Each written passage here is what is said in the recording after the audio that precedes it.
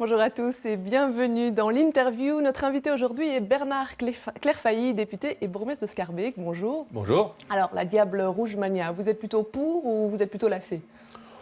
Oh, mais en tout cas, c'est enthousiasmant de voir une équipe qui gagne, donc on est tous derrière. Maintenant, c'est vrai qu'on en fait parfois un petit peu trop, on en parle partout et tout le temps. Enfin, j'espère quand même que ce soir, on aura un bon résultat. À 18h, vous serez devant votre écran? Je serai avec des amis devant mon écran. Allez, avec vous, on va parler gros sous, d'abord au niveau fédéral, puisqu'on a bouclé le budget avec un nouvel effort, 561 millions, et toute une partie pour la relance. C'est suffisant? La relance, c'est de la com. Ça, le gouvernement d'Iropo a 10 sur 10 pour la com. Ils ont, en 3 exercices budgétaires, prélevé 22 milliards d'impôts nouveaux dans la poche des entreprises et dans la poche des ménages. Et ils ont, sur cette période, mis soi-disant environ un petit milliard, même pas, pour la relance. Ça, c'est quand même de la rigolade. C'est de la rigolade. Si on retire 22 milliards de pouvoir d'achat aux entreprises et aux ménages, on ne sait pas avec un petit milliard faire de la relance. Et d'ailleurs, s'il y avait de la relance, ça se saurait. La croissance est nulle, le chômage augmente, les faillites augmentent, et donc tout ça, c'est de la com. Pour vous, c'est un zéro pointé? C'est un zéro pointé. Il y a quand même eu des moyens dégagés pour les pompiers qui ont manifesté début de semaine. Votre réaction? Je suis très content pour les pompiers, mais je m'interroge quand même. Vous savez qu'un cinquième des pompiers du pays sont à Bruxelles. Il y a 0 pour les Bruxellois. Ce système aide à professionnaliser les pompiers partout dans le pays, sauf à Bruxelles. Et c'est l'impôt de l'ensemble des Belges qui va financer cette réforme des services d'incendie partout dans le pays. Mais les Bruxellois, eux, n'obtiennent rien du tout. Or, les Bruxellois payent un impôt spécial pour les pompiers. Chacun paye une taxe régionale de 89 € par ménage. Et il y a 1% de centimes additionnels de l'agglo en plus. Donc les Bruxellois payent par des impôts le service des pompiers. Mais l'État fédéral ne finance les pompiers que partout ailleurs, sauf à Bruxelles, c'est injuste. C'est pas un peu la faute aux Bruxellois qui n'ont pas voulu rentrer dans le système quand on a fait la réforme en 2007? En tout cas, la loi prévoit que la ministre de l'Intérieur puisse attribuer une aide. Mais elle le dit sur le plateau ici, elle disait milieu de semaine qu'il y aurait de l'argent et que c'est à eux de faire le choix pour voir s'ils le mettraient en matériel ou bien en personnel. Mais j'attends qu'elle mette cet argent. Ça fait 3 ans que je l'interpelle au Parlement. Je demande pourquoi les Bruxellois n'ont pas droit de l'argent aussi pour financer leur service des pompiers et pour faire que les Bruxellois ne soient pas les seuls dans le pays à payer un impôt spécial, 89 € par ménage par an, qui va directement au service des pompiers. Pourquoi nous devons payer un impôt spécial et que partout ailleurs, c'est la Caisse générale du budget de l'État qui va financer la professionnalisation des pompiers?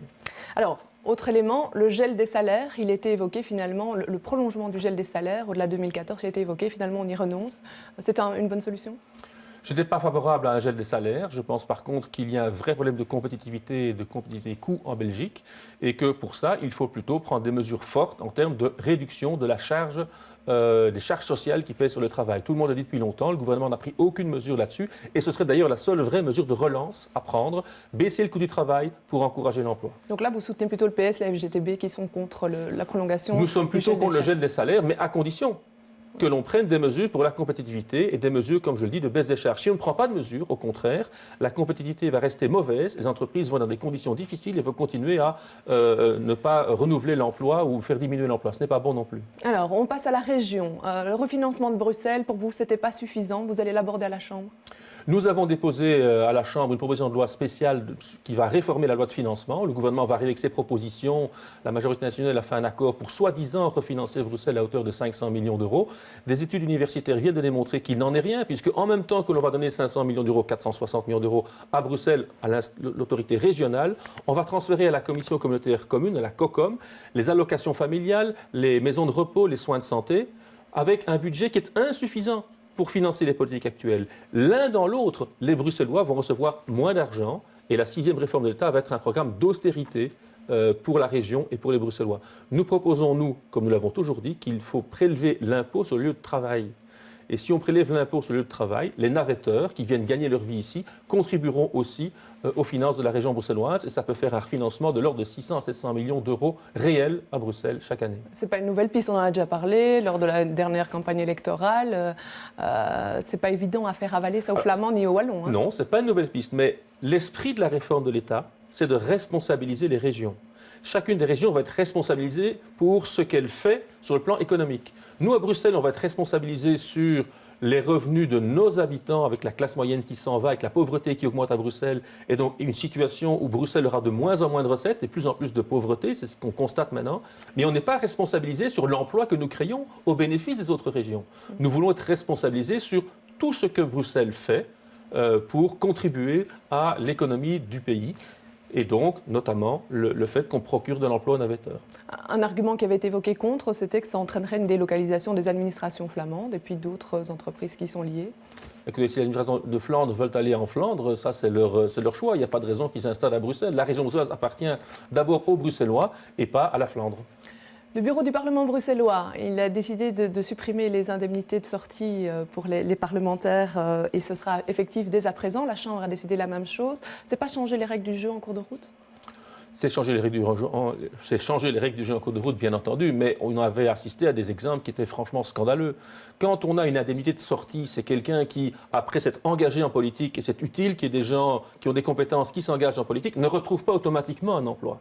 Et là, il peut être légitime pour encourager qu'il y ait des gens qui quittent le secteur privé et qui ont des difficultés de se recaser ensuite, il y ait une indemnité de sortie. C'est légitime.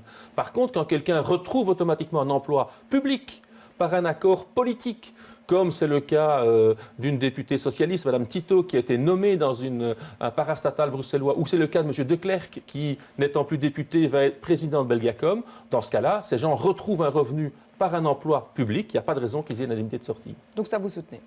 Ça, on soutient, mais nous ne sommes pas d'accord de supprimer radicalement l'indemnité de sortie parce que sinon, on va décourager des gens qui ont un métier de prendre le risque de faire de la politique et d'amener leur talent, leur énergie au débat politique. C'est important de le savoir. On est à la veille des élections. On va faire les listes électorales. Ce n'est pas toujours évident d'avoir tous les candidats. L'appel est lancé chez nous. On a un paquet de candidats. Les procédures sont en cours. Donc je ne suis pas inquiet sur le fait que le FDF présentera une liste très forte pour les élections régionales bruxelloises. Où vous serez tête de liste ? Où je serai en tout cas. Je pense que le candidat naturel comme tête de liste, c'est Didier Gauzoin avec son expérience et son énergie, et nous serons tous derrière lui.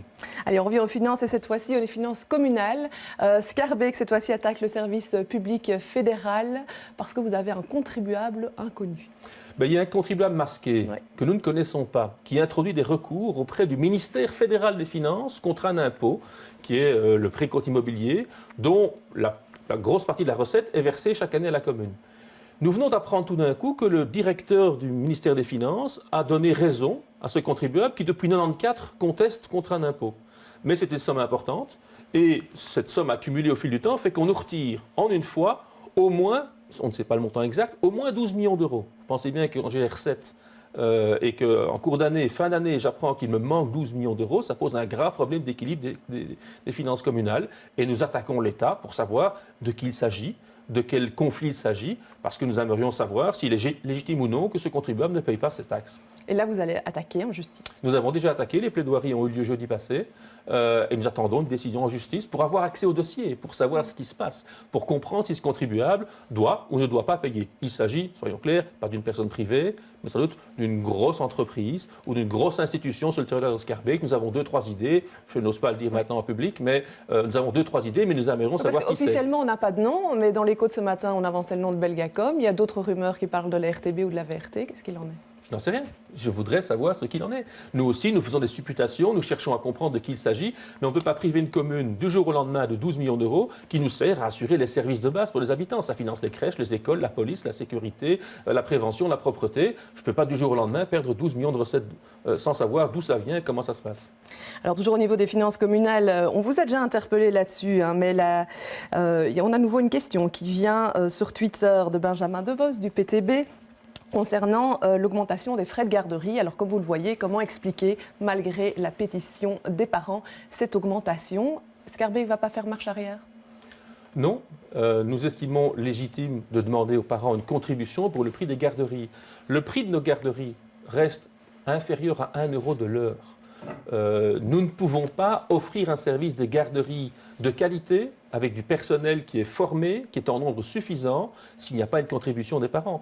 Dans toutes les autres communes, vous pouvez aller vérifier, il y a des tarifs de garderie qui sont bien souvent supérieurs à ceux que nous avons à Scarbeck. Nous restons une des communes qui a les tarifs les moins élevés, mais nous voulons pouvoir couvrir les frais et assurer la qualité de la garderie pour les parents. Sinon, ce serait des garderies où les enfants sont beaucoup trop nombreux, ne sont pas suffisamment encadrés, surveillés, et les parents se plaindraient du service qui leur est ainsi offert. Donc pas de marche arrière.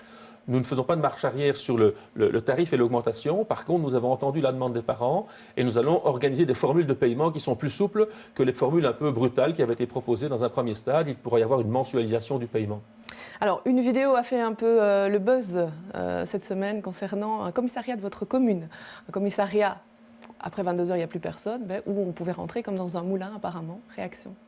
C'est très surprenant. J'ai vu cette vidéo, c'est un peu une mise en scène. La personne qui la filme a quand même fait une mise en scène. Ce n'est pas la première fois qu'il est rentré dans le commissariat. Ils ont organisé ce petit film. Si ce n'est pas la première fois, ça y est, il avait dû le faire quelques minutes auparavant, mais il a dû le faire, cette mise en scène.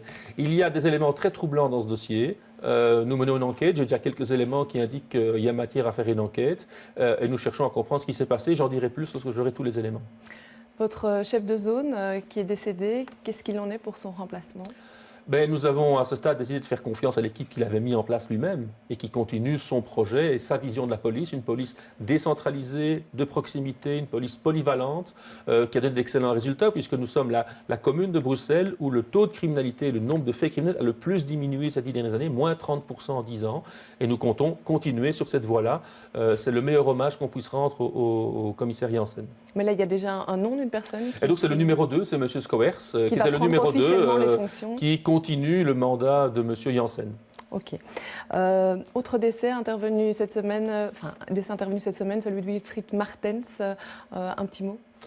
On peut évidemment rendre hommage à son travail politique. Maintenant, quand quelqu'un décède, on ne raconte souvent que les bons côtés parce qu'on ne voudrait retenir que ça. On lui tresse une couronne de laurier. Il faut quand même rappeler que Wilfried Martens a été un des leaders des marches flamandes sur Bruxelles il y a plus de 40 ans. On l'oublie.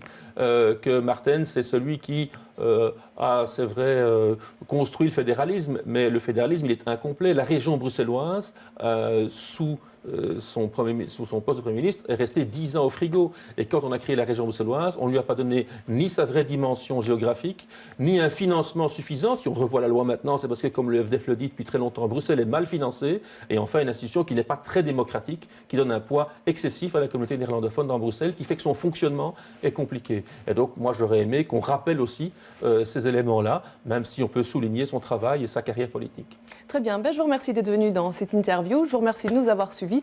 Prochain rendez-vous de l'information, c'est à 18 h. Bel après-midi à tous.